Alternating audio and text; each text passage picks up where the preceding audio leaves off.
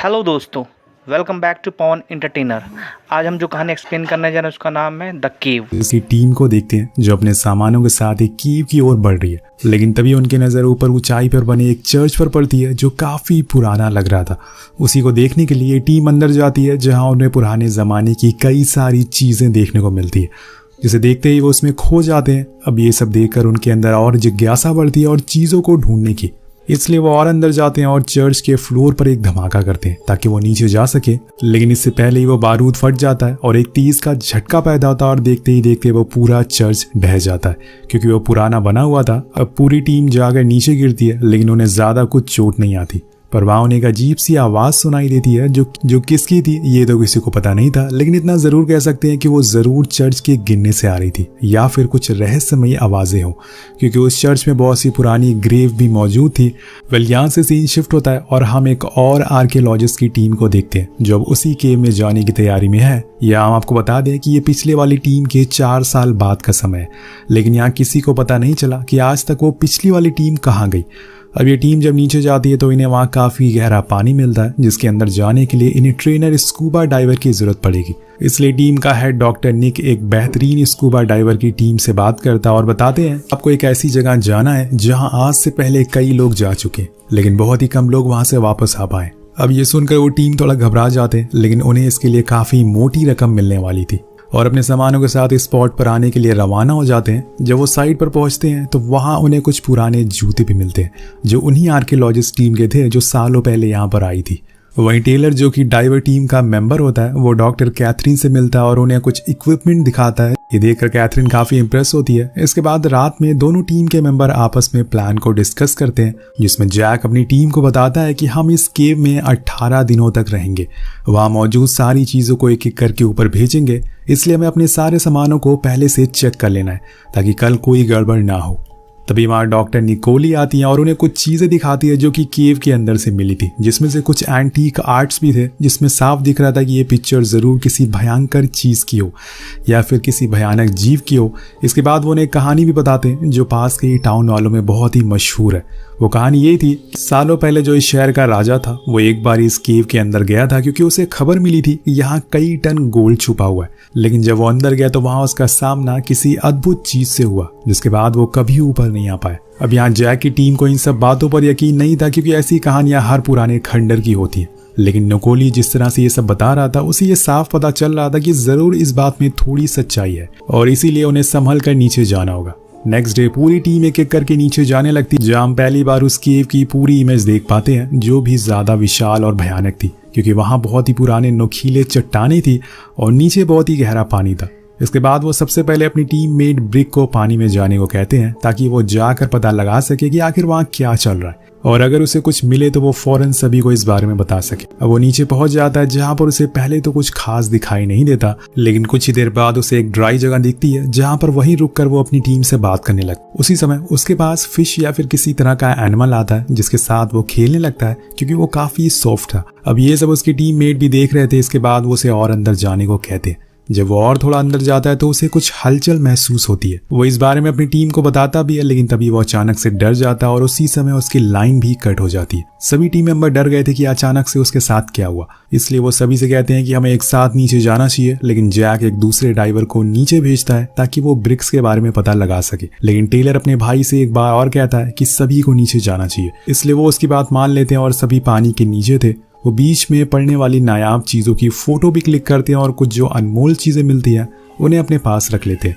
जिसके कुछ देर बाद वो उस ड्राई जगह पहुंच जाते हैं जहां पर लास्ट बार ब्रिक से बात हुई थी। वहां उन्हें ब्रिक के सारे सामान भी मिलते हैं, लेकिन वो कहीं नहीं था। ऐसा लग रहा था कि जैसे वो उन सामानों को छोड़कर अपनी मर्जी से कहीं गया हो। वहां उन लोगों को पिछली आर्कियोलॉजिस्ट टीम मेंबर के भी सामान मिलते हैं जो कि अब सड़ चुके थे, लेकिन तभी स्ट्रड नाम का ड्राइवर एक कोने पर एक जानवर मरा हुआ मिलता है, जिसे देखकर वो डर जाता है और चिल्ला देता है, जिस वजह से वहां पर जो भी और जानवर थे वो उस पर हमला कर देते हैं। उसे पानी के नीचे ले जाते हैं जहां पर एक विशाल जानवर आकर उसके टैंक पर हमला कर देता है, जिससे कि वो फट जाता है और उसकी आवाज सुनकर टेलर फौरन उसके पास जाता है। लेकिन तब तक वो जानवर स्ट्रड को अपने साथ एक गुफा में ले जा चुका था, जिसके अंदर किसी इंसान का जाना असंभव था क्योंकि वो बहुत ही छोटी थी। अब टेलर अपनी टीम के पास आकर सभी को स्ट्रट के बारे में बताता है, जिसे सुनकर सभी शॉक में थे कि आखिर ये कैसे हो सकता है। ये केव जमीन के इतनी अंदर नीचे है और ऐसे में किसी जीव का यहाँ पल पाना बहुत ही मुश्किल है। इसके बाद वो लोग दोबारा से स्ट्रट को ढूंढने के लिए जाते हैं, लेकिन उन्हें पता चलता है कि अब वो रास्ता बंद हो चुका है, क्योंकि जब स्ट्रट का टैंक फटा तो एक झटका हुआ जिसकी वजह से ये सारे पत्थर नीचे गिर गए।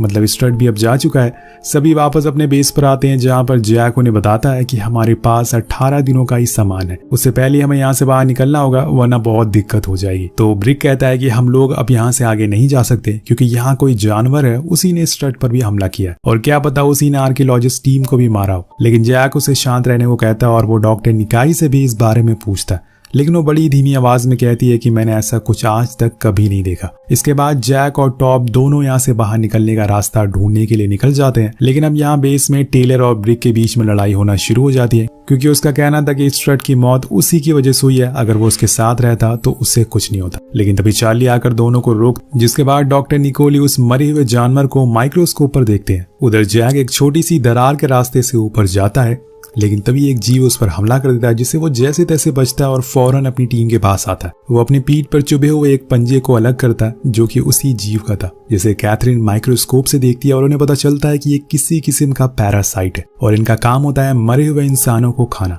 इनके सूंघने और सुनने की शक्ति बहुत ही कमाल की होती है, लेकिन ये जीव इतने बड़े कैसे हो गए ये किसी को पता नहीं चलता।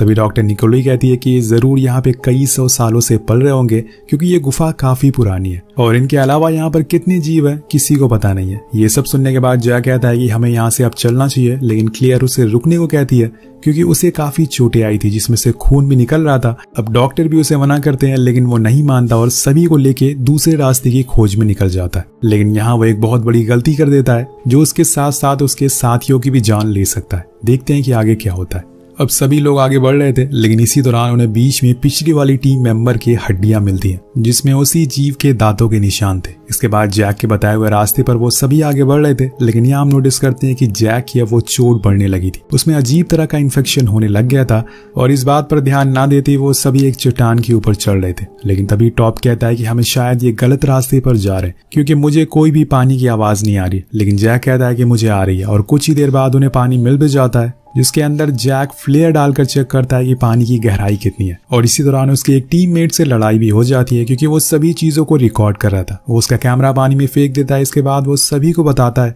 कि नीचे पानी बह रहा है, इसलिए हम यहाँ पे कुछ देर आराम करेंगे, फिर नीचे जाएंगे जहां से हम बाहर निकल सकते हैं। लेकिन इसी दौरान जैक को कुछ अजीब से दौरे पड़ने लगते हैं और ये देखकर दूर बैठे उसके टीम मेंबर कहते हैं कि उन्हें जैक की फिक्र हो रही है। तो टॉप कहता है कि मैंने आज तक उसे इतने गुस्से में कभी नहीं देखा। और उन सभी की बातें जैक यहाँ दूर बैठा सुन रहा था। अब उसे इतनी दूर की आवाजें भी सुनाई देने लग गई थी। ऐसा इसलिए था क्योंकि उसे जीव ने सबसे पहले जैक के ऊपर हमला किया था और वो अभी तक जिंदा है। अब वो इन्फेक्शन उसके अंदर और फैलता जा रहा है, जिससे कि जैक की बॉडी में बदलाव आ रहे हैं। क्या जैक भी एक जीव बन जाएगा या फिर कुछ और? अब फिर से वो लोग आगे बढ़ते हैं, जहां पर उन्हें एक वाटरफॉल दिखाई देता है जो तेजी से नीचे गिर रहा था। जैक कहता है कि हमें इसमें कूदना है जिससे कि हम यहाँ से बाहर निकल सके, लेकिन कैथरीन कहती है कि यह रास्ता सही नहीं है, हमें नहीं पता कि यह झरना कहाँ जाता है, कहाँ पर खत्म होता है। पर जैक अपनी जिद पर अड़ा था और वो सबको वही करने को कहता है और एक एक करके सभी नीचे कूदते हैं। लेकिन कैथरीन का पैर कोई चीज पकड़ लेती है और वहीं टॉप पर सभी लोग नीचे आ जाते हैं। लेकिन कुछ समय के बाद कैथरीन भी नीचे पहुंच जाती है, पर उसी दौरान नीचे कैथरीन को कुछ महसूस होता है। वो टॉप से कहती है कि नीचे देखो कोई चीज है। जब वो नीचे देखता है तो वहां उसे एल फिश दिखाई देती है जो उनके पास घूम रही थी।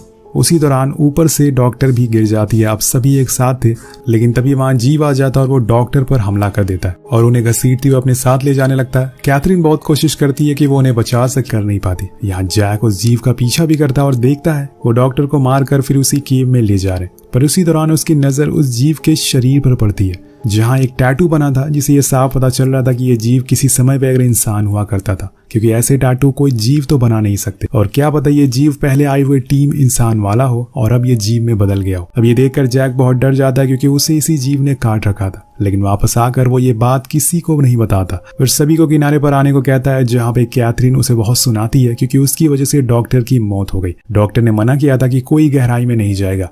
क्या पता उन्हें इस जीव के बारे में पहले से कोई जानकारी हो जो इन्हें बचा सके। वे एक जगह आकर ये बैठ जाते हैं जहां पर इन्हें सामने से पानी का तेज बहाव दिखता है और सभी उसके अंदर जाने लगते हैं। लेकिन जैक मना करता और कहता है कि हम सभी दीवार पर चढ़ेंगे और फिर वहां से दूसरी तरफ जाएंगे। कैथरीन टेलर से कहती है कि जैक ने अपना होश खो दिया है और वो टीम लीड करने की हालत में नहीं है। लेकिन टेलर उसकी बात अनसुनी कर देती है। अब जैक और टेलर दोनों चट्टान पर चढ़ने के लिए रेडी थे, पर उनसे पहले चार्ली वहां पर चढ़ जाती है और ऊपर पहुंच जाती है। लेकिन उसी समय उसे वो जीव दिख जाता है और यहाँ हम पहली बार उसे इतने करीब से देख पाते हैं, जो कि बहुत ही विशाल और खूंखार था। अब वो चार्ली पर हमला करता है, लेकिन वो नीचे कूद जाती है और लटक जाती है, पर वो जीव उड़कर उसके पास आता है और उसे पूरी तरह से कवर कर लेता है। अब यहाँ चार्ली के पास कोई ऑप्शन नहीं होता, इसलिए वो अपने सिलेंडर में आग लगा देती है, जिससे कि वो जीव जलकर नीचे गिर जाता है, पर इससे चार्ली की भी मौत हो जाती है।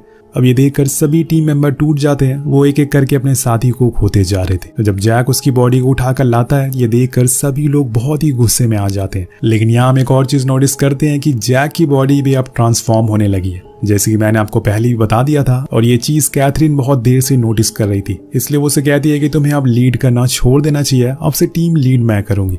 लेकिन ऐसा होता नहीं है। वो कहता है कि अगर तुम लोगों को अपनी जान बचानी है तो मेरे साथ चलना होगा। दोनों में बहस हो जाती है, जिसकी वजह से टीम टूट जाती है, दो ग्रुप में बंट जाती है। जैक, टेलर और टॉप एक टीम में थे और बचे हुए लोग कैथरीन की टीम में, जो उन्हें नीचे पानी के रास्ते से बाहर ले जाने लगती है। लेकिन यहाँ जैक अपनी टीम को चट्टानों के रास्ते से एक ऐसी जगह ले जाता है जहाँ पर हजारों की तादाद में कंकाल थे। ये वही जगह थी जहाँ पर सालों पहले इस गांव का राजा अपनी सेना के साथ आया था, लेकिन वो जीव से जीत नहीं पाया और कुछ लोगों ने इस केव को बंद कर दिया। पर आज ये फिर से खुल गई। इसके बाद वो नोटिस करते हैं कि वहाँ एक जगह से ठंडा पानी आ रहा है, यानी कि वहां से बाहर निकला जा सकता है। वो सभी को वापस लेने के लिए जाते हैं, लेकिन उसी समय उसे एक दौरा आता है, जिसे देखते हुए टेलर कहता है कि तुम यहीं रुको, मैं उन्हें लेकर आता हूँ। उधर दूसरी ओर कैथरीन और उसकी टीम एक जगह पर पहुंच गई थी, लेकिन तभी वो जीव ब्रिक पर हमला करता है, जिसे देखकर एलेक्स और कैथरीन वहां से भाग जाते हैं। इधर टेलर बचते बचाते कैथरीन की टीम को ढूंढ रहा था, जहां पर उसे ब्रिक मिलता है, लेकिन तभी एक जीव आकर उसे एक दरार में खींच ले जाता है। वो उसके पीछे पीछे जाता है, लेकिन तब तक बहुत देर हो गई थी। मदर टाइम वो कैथरीन की लोकेशन उसे बता देता है, जिसके बाद वो फौरन उसके पास पहुंचता है और उन दोनों को लेकर जैक के पास, जहाँ जैक उनसे कहता है कि तुम्हें पानी के रास्ते से बाहर जाना होगा।